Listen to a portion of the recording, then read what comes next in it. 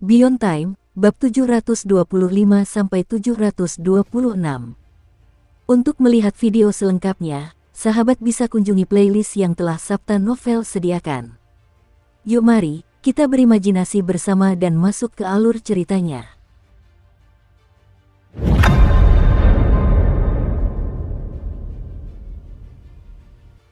Musim semi membawa 100 bunga, musim gugur menghadirkan bulan, musim panas menghadirkan angin sejuk, dan musim dingin menghadirkan salju. Ayat ini awalnya merupakan deskripsi keindahan yang sangat bagus, tetapi pada saat ini, di bawah sinar matahari di luar departemen penjara, ayat itu menjadi biasa saja. Hanya senyum si cantik berjubah sederhana dengan lesung pipi yang menjadi pemandangan terindah di dunia. Zisuan tak kuasa menahan tawa. Wajah cantiknya sedikit memerah karena senyum itu, seperti bunga peoni yang mekar. Bola api lembut muncul di kedalaman matanya. Setelah melirik Suking dalam-dalam, dia perlahan berjalan maju. Setelah melangkah 7 hingga 8 langkah, Zisuan tiba-tiba berbalik dan menatap Suking. "Suking, kau telah mempelajari hal-hal buruk." Suking tetap diam, tidak tahu harus berkata apa. Melihat penampilan Suking, mata Zisuan yang jernih seperti gelombang biru dipenuhi kehangatan. Sudut-sudut bibirnya perlahan melengkung seperti bulan sabit yang sempurna. Emosi yang terkandung di dalamnya mengusir semua kesuraman, menyebabkan keadaan pikirannya menjadi jernih. Perubahan pola pikir ini menyebar ke seluruh tubuhnya, menyebabkan temperamennya yang elegan dan luhur muncul kembali. Itu adalah keindahan yang membuat orang merasa malu dan tidak layak di hadapannya. Suatu keadaan jiwa yang memadukan ketenangan dan kelincahan, sebuah pesona yang tak tertahankan menarik orang ke arah daya pikatnya yang memikat. Dia juga adalah peri Zisuan dalam ingatan Suking. "Kenapa kamu masih berdiri di situ?" Detak jantung Suking tiba-tiba kembali berakselerates. Secara naluriah ia mengangkat kakinya dan diam-diam berjalan di samping Zisuan. Di bawah senyuman Zisuan, keduanya berjalan menuju kota. Entah karena hembusan angin atau fluktuasi kondisi mentalnya, rambut hitam panjang Zisuan berkibar di belakang sosoknya yang cantik. Saat ia bergerak maju, beberapa helai rambutnya terjalin dengan kuncir kuda Suking dan bergoyang bersama. Di tengah hembusan angin, suara lembut Zisuan berayun. "Suking, aku tidak ingat kehidupan sebelumnya. Meskipun aku pernah melihat pemandangan itu sebelumnya, aku tidak memiliki banyak ingatan. Karena itu, aku tidak tahu apakah aku putri dari penguasa kuno alam mistis atau sumbu lentera itu. Jika saya punya pilihan, saya harap itu adalah pilihan yang kedua. Jadi, mari kita definisikan semua yang telah kita lihat sebelumnya seperti ini, oke? Aku juga bisa merasakan bahwa lentera itu sangat jauh dari kita. Arah itu seharusnya adalah wilayah ibu kota Kekaisaran Agung umat manusia. Di masa depan, saya akan menarik kembali pernyataan itu. Aku akan membantumu." Suara Suking menggema. Waktu berlalu begitu saja. Dalam setengah bulan berikutnya, Suking sangat sibuk. Meskipun ia memiliki pengalaman sebagai pemegang pedang dan bantuan dari guru tua ketujuh, Markis Yao, dan yang lainnya, Kabupaten Fenghai terlalu besar dan ada terlalu banyak hal yang perlu ia lakukan sebagai gubernur kabupaten. Ada juga banyak hal yang perlu dipelajari Suking. Oleh karena itu, selama setengah bulan ini, Suking menghabiskan sebagian besar waktunya untuk menangani urusan resmi dan laporan dari berbagai sumber. Pada saat itu, di kediaman gubernur kabupaten, kepala istana observansi dan diakon yang dia antar baru saja menyelesaikan laporan mereka. Setelah mereka pergi, Suking mengambil cangkir tehnya dan hanya menyesapnya sebelum seorang pemegang pedang datang untuk melapor. Kepala istana hukum telah datang. Suking mengumpulkan pikirannya dan secara pribadi berjalan keluar untuk menyambutnya. Kepala istana hukum telah mengantarkan seorang wanita bersamanya. Di bawah bimbingan seorang pemegang pedang, mereka muncul dalam penglihatan Suking. Kepala istana hukum saat ini adalah mantan wakil kepala istana hukum. Dia adalah seorang warga biasa. Wanita tua yang tampak gagah dengan kepribadian yang teguh dan teliti. Suking pernah melihatnya sebelumnya, tetapi dia tidak mengenalnya. Namun, begitu melihatnya, dia langsung teringat pada mantan kepala istana hukum. Mantan kepala istana telah gugur di medan perang bersama dengan kepala istana pengamatan. Mayat mereka dijadikan boneka oleh Bai Xiaozuo. Setelah insiden Fenghai, jiwa kedua boneka itu dibebaskan. Mereka bersedia terus melindungi Kabupaten Fenghai dalam wujud boneka mereka, dan merupakan salah satu kartu truf Kabupaten Fenghai. Su Qing menghela napas dalam hati. Ekspresinya tampak serius saat ia membungkuk kepada kepala istana. Meskipun kultivasinya hanya berada di alam penyimpanan roh, sebagai gubernur kabupaten, penghormatan ini sudah cukup menunjukkan rasa hormat kepada kepala istana. Ketika melihat ini, dia mempercepat langkahnya dan ikut membungkuk. "Salam, Gubernur Daerah. Silakan." Su Qing berbicara dengan sopan dan memasuki aula utama. Saat ia duduk, aura martabat dan ketenangan alami menyelimutinya. Matanya berbinar dengan aura ilahi, menggambarkan keagungan yang pantas dimiliki seorang gubernur daerah. Inilah aura yang melekat pada seorang gubernur daerah. Namun, tidak semua orang bisa memilikinya. Selain itu, aura Su Qing tampaknya bukan sesuatu yang disengaja. Dia duduk di sana dan semuanya terasa alami. Su Qing tentu saja tidak terlahir dengan kemampuan itu. Alasan mengapa hal itu terjadi adalah karena pemahaman dan keuntungan yang ia peroleh selama perjalanan ke wilayah persembahan bulan. Sangat sedikit orang yang bisa menandingi pengalaman berinteraksi dengan banyak akumulasi jiwa, apalagi menyelamatkannya. Sebagai pemimpin aula pemberontak bulan, dia juga berpartisipasi dalam pertempuran Putra Ilahi dan pertempuran Dewi Merah. Bagaimana mungkin seseorang yang telah membunuh dewa tidak bisa tenang? Kepala Istana Hukum terkejut. Ini adalah pertama kalinya dia melihat Su Qing sendirian dalam setengah bulan. Awalnya, ada beberapa perubahan dalam pikirannya. Namun, setelah melihat ketenangan Su Qing, dia termenung dan menekan semua pikirannya.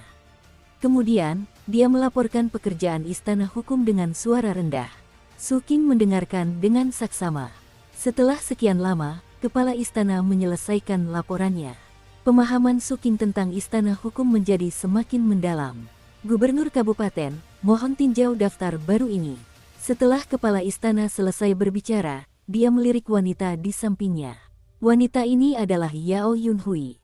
Ia kini menjadi diakon di Istana Hukum dan cukup penting bagi Kepala Istana.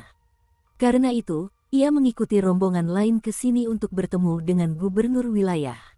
Sepanjang proses tersebut, ia tampak gugup dan bingung. Di satu sisi, ini karena ia sudah mengenal Su Qing. Bahkan, konflik pertama yang muncul di Kabupaten Fenghai setelah kedatangan Su Qing dipicu olehnya. Segala sesuatu di dunia ini tidak dapat diprediksi. Bahkan dalam mimpinya, dia tidak dapat membayangkan peristiwa yang telah terjadi di Kabupaten Fenghai. Su Qing mampu melayang ke langit hingga ke titik di mana dia hanya bisa menatapnya. Pada saat yang sama, hatinya juga dipenuhi dengan gelombang emosi yang tak berujung tentang Su Qing. Dia benar-benar tidak tahu mengapa, tetapi setiap kali dia memikirkan Su Qing, dia tidak bisa tidak memikirkan betapa baiknya dia. Selama bertahun-tahun, hal itu telah lama tertanam kuat. Setelah mendengar kata-kata kepala istana, Yao Yunhui menarik napas dalam-dalam dan berusaha sekuat tenaga untuk menekan gejolak di hatinya. Dengan hormat, ia melangkah maju dan menyerahkan selembar kertas giok kepada Su Qing dengan kedua tangannya. Su Qing mengangkat kepalanya dan pandangannya tertuju pada Yao Yunhui. Yao Yunhui jelas telah melakukan beberapa persiapan dalam riasannya. Rambut hitamnya yang indah terurai seperti air terjun. Alisnya yang halus berbentuk seperti ranting pohon willow, hidungnya yang lurus dan elegan, pipinya yang sedikit merona, dan bibirnya yang seperti buah ceri, semuanya memancarkan pesona yang memikat. Wajahnya yang oval, seperti bunga yang mekar, jernih dan seindah giok, dengan kulit seputih salju yang halus dan selembut es dan salju. Namun, ekspresinya tampak serius. Pakaian Taois hitam putih yang melambangkan keseriusan dan keadilan Istana Hukum semakin menambah keseriusannya. Namun, justru karena itulah kontrasnya menjadi semakin besar. Karena pakaian Taoisnya tidak bisa menyembunyikan bentuk tubuhnya, justru pakaian itu memancarkan keindahan terlarang. Namun, Su Qing tidak terpengaruh. Dia mengangkat tangannya dan mengambil gulungan giok itu, memeriksanya dengan kesadaran ilahinya. Yao Yunhui merasa situasinya semakin rumit. Melihat Su Qing di depannya, pikirannya sedikit kacau. Su Qing tidak mengerti pikirannya. Yang dia perhatikan sekarang adalah daftar slip giok itu. Daftar ini berisi para kultivator yang telah bergabung dengan Istana Hukum dalam beberapa tahun terakhir. Ada 30 orang setiap bulannya dan mereka berasal dari berbagai sekte. Ada juga beberapa yang dibina oleh Istana Hukum. Ketiga istana di Kabupaten Fenghai memiliki otonomi dalam perekrutan, tetapi pada akhirnya, mereka tetap harus diperiksa oleh gubernur kabupaten. Setelah memeriksa daftar tersebut, Su Qing hendak meletakkannya. Namun, tak lama kemudian, ia berseru dalam hati ketika menyadari bahwa setahun yang lalu, ada 1 bulan di mana 29 orang bergabung dengan Istana Hukum, bukan 30 orang. Hal ini semakin terasa karena ada nama yang dikenal oleh Su Qing.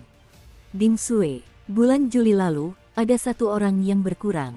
Su Qing mengangkat kepalanya dan menatap Yao Yunhui. Ketika Yao Yunhui mendengar ini, dia segera menyingkirkan perasaan rumit di hatinya. Dia mengingat alasannya dan ingat bahwa ada orang-orang dari 7 mata darah di antara mereka. Karena itu, dia mengerti alasan mengapa Su Qing bertanya. Namun, ketika ia memikirkan ketidakhadiran seseorang, ekspresinya mau tak mau berubah aneh, dan ia berbicara dengan suara rendah. Gubernur kabupaten, awalnya ada 30 orang pada bulan Juli tahun lalu. Salah satunya bernama Zhao Zongheng. Orang ini sebenarnya bisa lulus, tetapi agar bisa berada di divisi yang sama dengan seorang kultivator wanita bernama Ding Sue, dia terang-terangan menyuap pengawas. Itu adalah upaya penyuapan. Ding Sue melaporkan masalah ini dan Zhao Zongheng didiskualifikasi, dia masih dalam masa penilaian.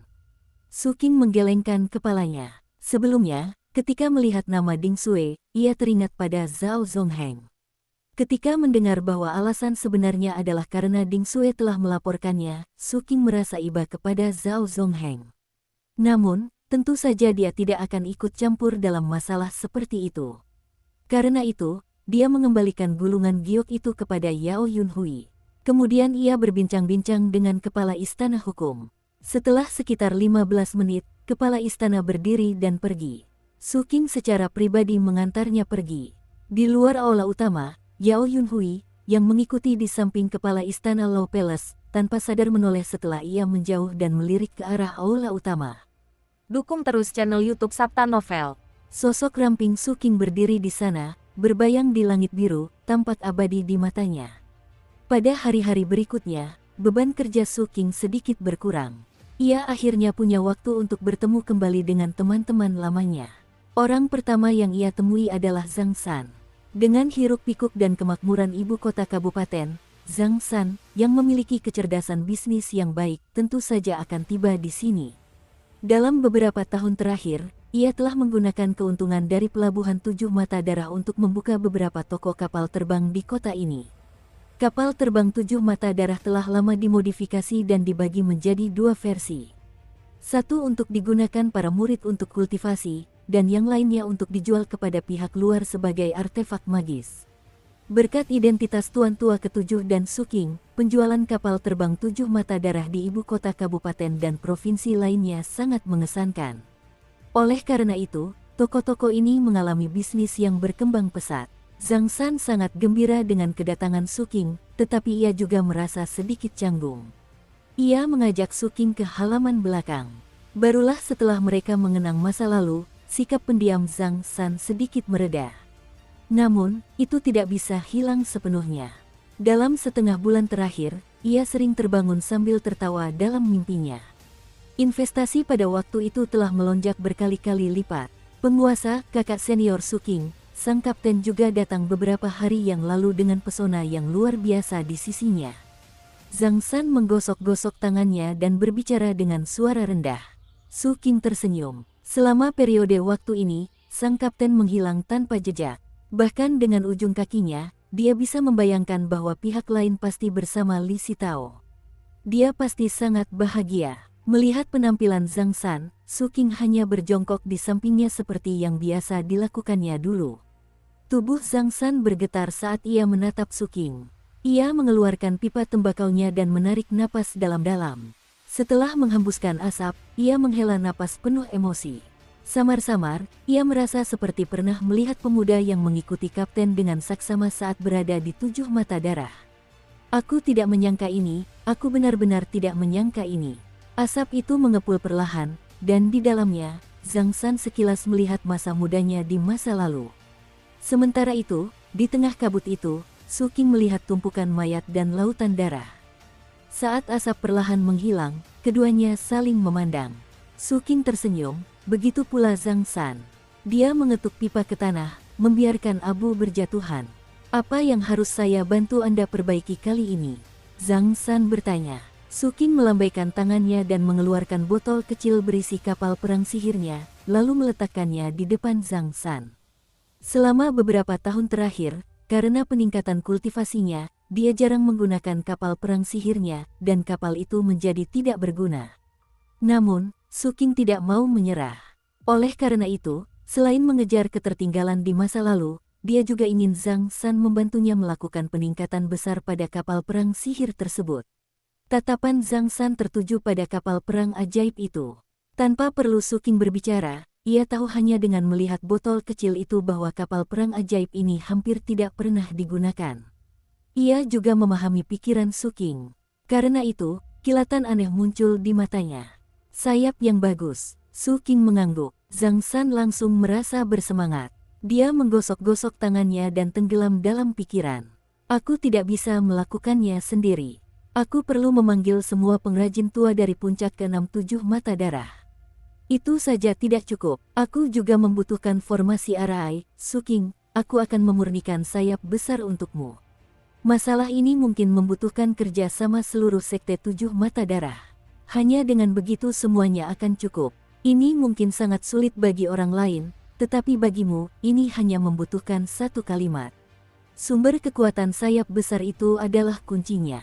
Jika kita bisa memasukkan harta karun magis, itu akan sangat bagus. Jika kita bisa menggunakan daging makhluk ilahi, itu akan jauh lebih sempurna. Saat Zhang San berbicara, dia menghisap rokoknya. Tiba-tiba Su Qing mengeluarkan sehelai bulu dan meletakkannya di depan Zhang San. Begitu bulu itu muncul, kekuatan dahsyat dewa di dalamnya meledak dengan dahsyat. Untungnya, Su Qing sudah siap, sehingga dampaknya tidak terlalu besar. Namun, hal itu tetap menyebabkan lingkungan sekitar menjadi kabur dan terdistorsi. Mata Zhang San tiba-tiba membelalak dan dia tersedak asap tembakau. Dia bahkan tidak memegang pipa tembakau dengan kuat dan pipa itu jatuh ke tanah dengan keras. Dia merasa seperti kulit kepalanya akan pecah. Dia telah melihat daging dan darah makhluk ilahi lebih dari sekali. Dia bahkan telah melihat daging binding. Namun, kengerian yang terkandung dalam bulu ini adalah sesuatu yang belum pernah dia rasakan sebelumnya dalam hidupnya. Dibandingkan dengan ini, hal-hal yang pernah dilihatnya di masa lalu hanyalah sampah. Itu seperti kunang-kunang dan bulan yang terang. Ini. Zhang San gemetar dan terbatuk-batuk lama. Dia menatap bulu itu dengan tak percaya dan mengangkat kepalanya dengan susah payah. Ini adalah daging seorang dewa. Su Qing berbicara dengan tenang. Ekspresi Zhang San membeku. Setelah sekian lama, ia diam-diam mengambil pipa di tanah dan secara naluriah menghisapnya dalam-dalam, menyebabkan beberapa percikan api terbang dan mengenai tubuhnya. Wajahnya dengan cepat memerah dan matanya menjadi merah.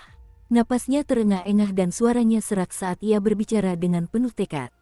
Sudah cukup, Su Qing, aku pasti akan mendesain sayap agung yang belum pernah ada sebelumnya untukmu dan menggunakan bulu ini sebagai intinya. Aku yakin sayap agung ini pasti akan. Su Qing ragu-ragu tetapi tetap menyela perkataannya.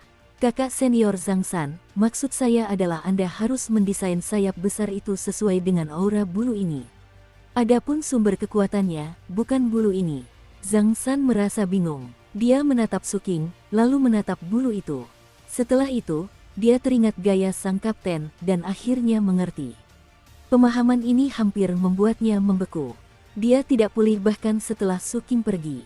Baru setelah sekian lama ia menghela napas lega. Jantungnya terus berdebar kencang memikirkan jawaban yang telah ia sadari sebelumnya. Dia tidak berpikir bulu itu layak menjadi sumber kekuatan, yang berarti mereka memiliki lebih banyak lagi.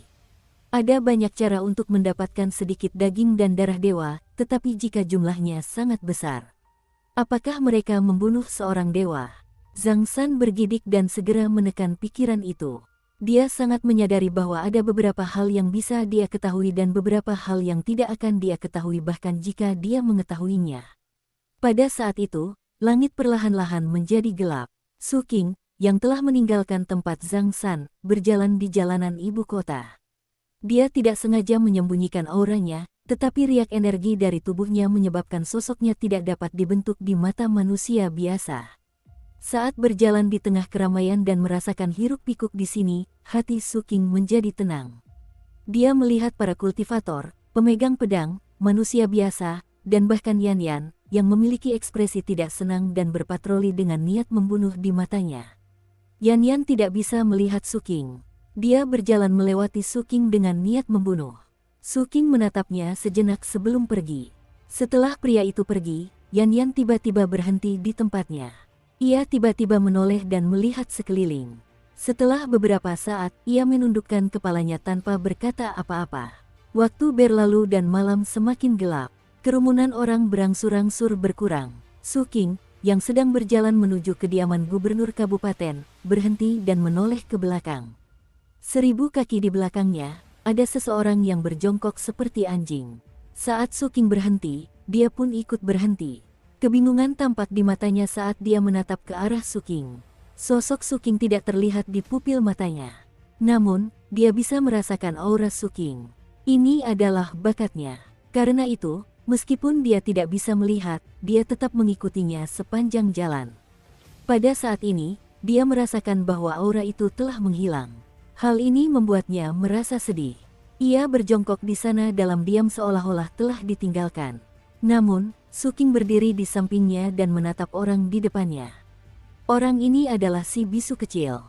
Suking sudah lama merasakan kehadiran pihak lain dan dapat langsung mengetahui bahwa kultivasinya telah mencapai tingkat 3 bola api kehidupan. Bahkan, dia telah membuka banyak lubang sihir dan hanya berjarak 2 lubang lagi dari bola api kehidupan keempat. Dengan bakat seperti itu, dia sudah bisa dianggap sebagai orang pilihan surga di sekte manapun. Selain itu, banyaknya luka di tubuhnya sudah cukup menunjukkan bahwa perjalanan kultivasinya telah dipenuhi dengan banyak pertempuran.